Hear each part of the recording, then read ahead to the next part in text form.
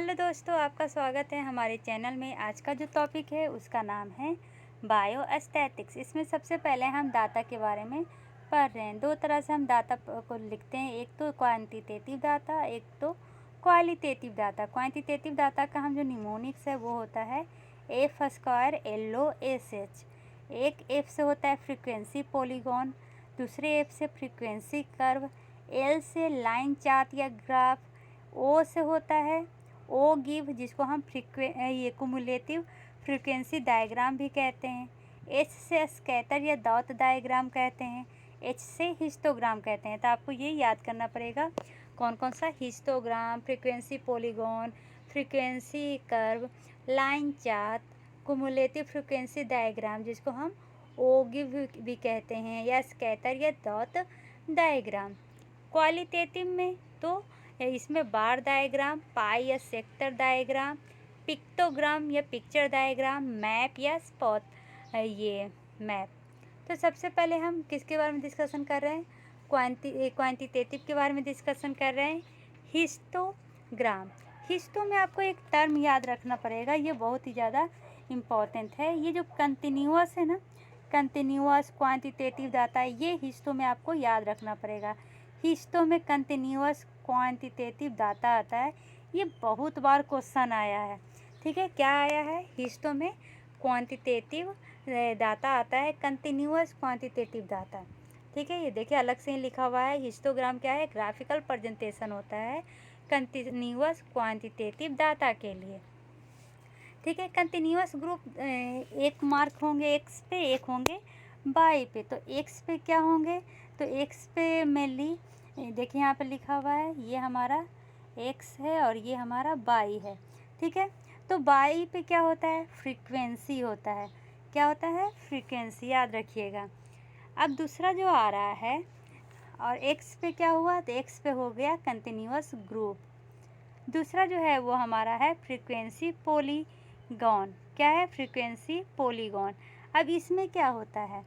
इसमें मेनली ये एक एरिया है डायग्राम ऑफ फ्रीक्वेंसी का, जो डिस्ट्रीब्यूट हुआ है हिस्टोग्राम के ऊपर, जो बना हुआ है मिड पॉइंट को ज्वाइन करके। और ये मिड पॉइंट किसका है? तो क्लास इंटरवल का है, और इसमें हाइट ऑफ द फ्रीक्वेंसी लिया जाता है। तो देखिए इस तरह से, by joining the top middle point of each bar in the histogram by ये स्ट्रेट लाइन। जैसे कि एग्जांपल में मैं ये जो हिस्टोग्राम है इसी का मैं बताती हूँ। इसका जैसे कि यहाँ बीच बीच में ले लीजिए। ठीक है, सॉरी, बीच में, फिर बीच में, फिर बीच में, फिर बीच में, थोड़ा इधर उधर समझ लीजिएगा। तो इस तरह से जो लाइन आता है ना, उसी को हम कहते हैं ये फ्रीक्वेंसी पॉलीगॉन। ठीक है, तो फ्रीक्वेंसी पॉलीगॉन क्या का बना हुआ होता है? Mid point of class interval at the height of frequency. यहाँ तक समझने में कोई भी प्रॉब्लम नहीं है। क्या है?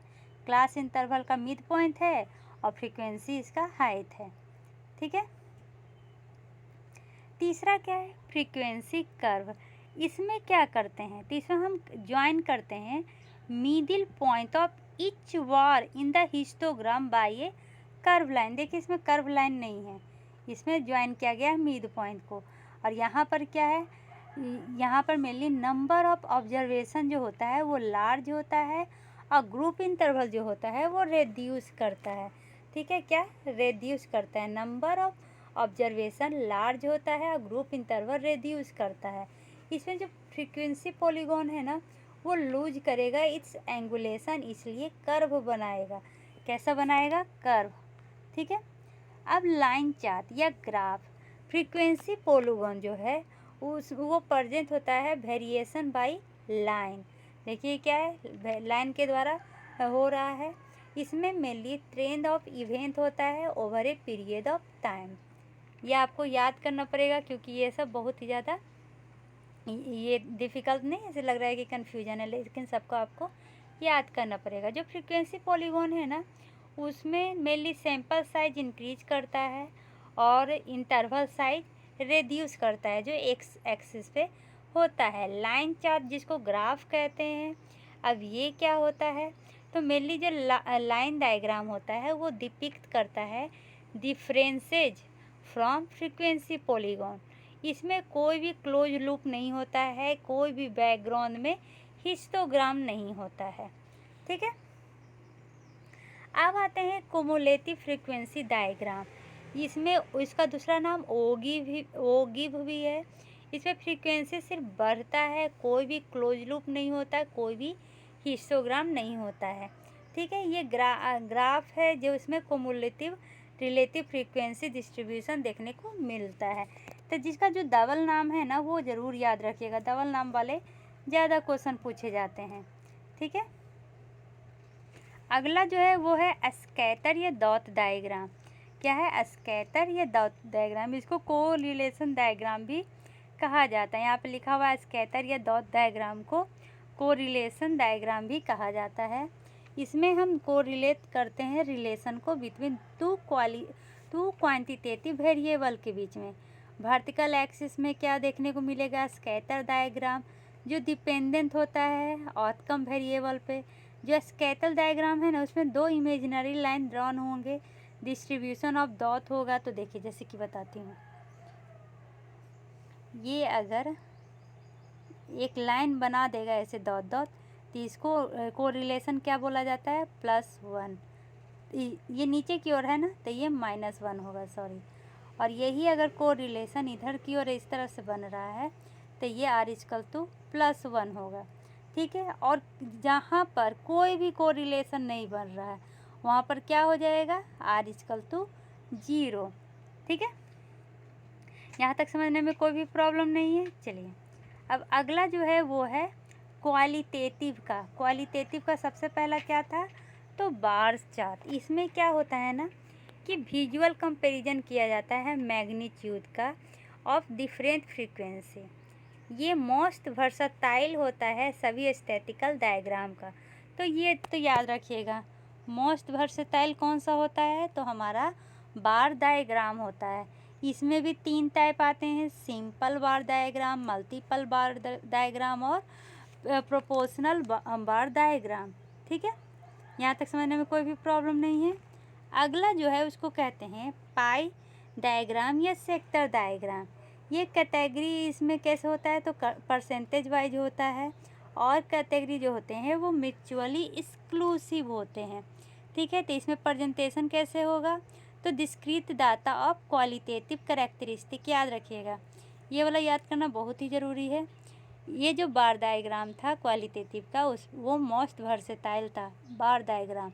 और अगर कोई पूछे discrete data of qualitative characteristic किसका होता है, तो वो होता है पाई या सेक्टर डायग्राम का। ठीक है, और ये म्यूचुअली एक्सक्लूसिव होता है, और ये परसेंटेज, और ये 360 डिग्री पे होता है। ठीक है, ये जो पाई और सेक्टर डायग्राम है ये मेनली म्यूचुअली एक्सक्लूसिव होता है, 100% इसमें देखने को मिलता है। ठीक है, इसमें म्यूचुअली एक्सक्लूसिव कहने का क्या मतलब है?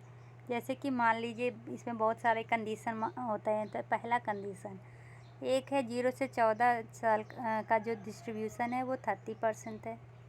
ठीक है, 10 से 19 साल 20% है, 15 से 49 साल का 40% है, ग्रेटर देन 50 साल का कितना हो जाएगा?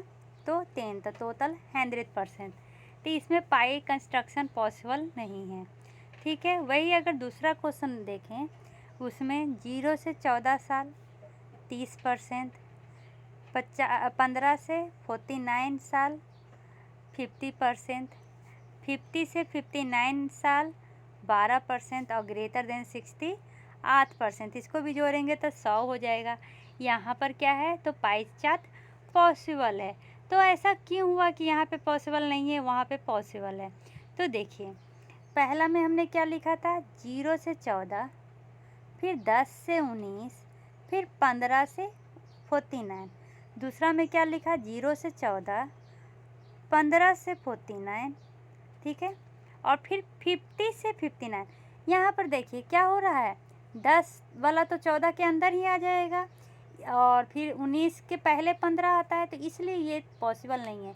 कैसे होना चाहिए? अगर यहाँ 14 से ख़त्म हुआ है तो यहाँ 15 से स्टार्ट होगा, यहाँ पे 49 ख़त्म हुआ है तो यहाँ 50 से स्टार्ट होगा। यहाँ पे मान लीजिए कि 59 से ख़त्म हुआ है तो यहाँ पर 60 से स्टार्ट होगा, तभी ये चार्ट पॉसिबल है, पाई चार्ट।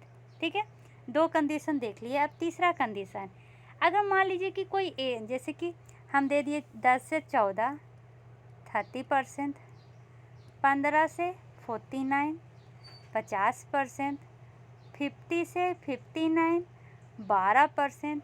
तो अभी कितना हो गया, 2 5 3 8 1 9 9। अभी भी इसमें 100% नहीं हुआ है, तो फिर हम क्या करते हैं, फिर हम ये क्या है, म्यूचुअली एक्सक्लूसिव है ना, तो बाकी को हम जो 8% बचा है उसको हम क्या मान लेते हैं, ग्रेटर देन या इक्वल टू 60 ईयर ओल्ड, और उसको हम 8% डाल देते हैं। ठीक है, तो इस तरह से हम मिसिंग वन को कैलकुलेट करते हैं। अब अगला एग्जाम्पल में हम क्या है, तो ये जैसे कि 0 से 40% 14 ईयर 30%, 14 से 49 ईयर 50%। तो अब इसमें भी 100 नहीं हुआ क्योंकि 80 ही हुआ, तो इसमें हम क्या करेंगे, रिमेनिंग को 50 साल से बड़ा कर देंगे और वो 20% में आ जाएगा। तो इस तरह से बन जाता है। ठीक है, अब मान लीजिए कि एक ही दिया हुआ रहा 0 से 14 ईयर का 30%, तो क्या करेंगे, तो ग्रेटर देन 15% कितना हो जाएगा, 80%। सिंपल है। ठीक है, यहाँ तक समझने। मैप डायग्राम, इसको हम स्पॉट डायग्राम भी कहते हैं, ये दिखाता है geographical distribution of frequency of characteristic. इसमें प्रत्येक डॉट एक फ्रीक्वेंसी है। स्कैटर डायग्राम, इसमें कोरिलेशन क्या था, तो इसमें मेनली कोरिलेशन डायग्राम कहते हैं या इसको डॉट डायग्राम कहते हैं। ये 2 क्वांटिटेटिव वेरिएबल के बीच में कोरिलेशन का काम करता है। इसमें जो वर्टिकल एक्सिस होते हैं वो डिपेंडेंट होता है किस पे, तो जो आउटकम आता है उस पे। इसमें 2 इमेजिनरी लाइन बनाया जाता है। अगर दोनों इमेजिनरी लाइन क्या हुआ, पॉजिटिव हुआ, 45 डिग्री के एंगल में हुआ, सुपर इम्पोज हुआ, तो वो कहलाएगा परफेक्टली पॉजिटिव कोरिलेशन, जिसको +1 में कहते हैं। इसमें एक राइज करेगा तो दूसरा भी राइज करेगा। दूसरा होता है परफेक्टली नेगेटिव, तो इसमें क्या होंगे, दोनों माइनस की ओर जाएंगे। ठीक है, ये भी सुपर इम्पोज करेगा, इसमें r इक्वल तो -1 होंगे। एक अगर राइज करेगा तो दूसरा फॉल करेगा। ठीक है, मॉडरेटली पॉजिटिव कोरिलेशन, दोनों लाइन क्या होंगे, तो पॉजिटिव स्लोप में होंगे। इसमें r 0 और 1 के बीच में होगा। एक वेरिएबल राइज करेगा तो दूसरा, एक वेरिएबल राइज करेगा उसके कारण दूसरा वेरिएबल राइज करेगा। मॉडरेटली नेगेटिव कोरिलेशन, दोनों लाइन नेगेटिव में होंगे। जो r होगा 0 और -1 के बीच में रहेगा। इसमें एक वेरिएबल राइज करेगा उसके कारण दूसरा वेरिएबल फॉल करेगा। एब्सेंट या नो कोरिलेशन, दोनों परपेंडिकुलर में होगा। Both line are perpendicular to each other, r equal to 0।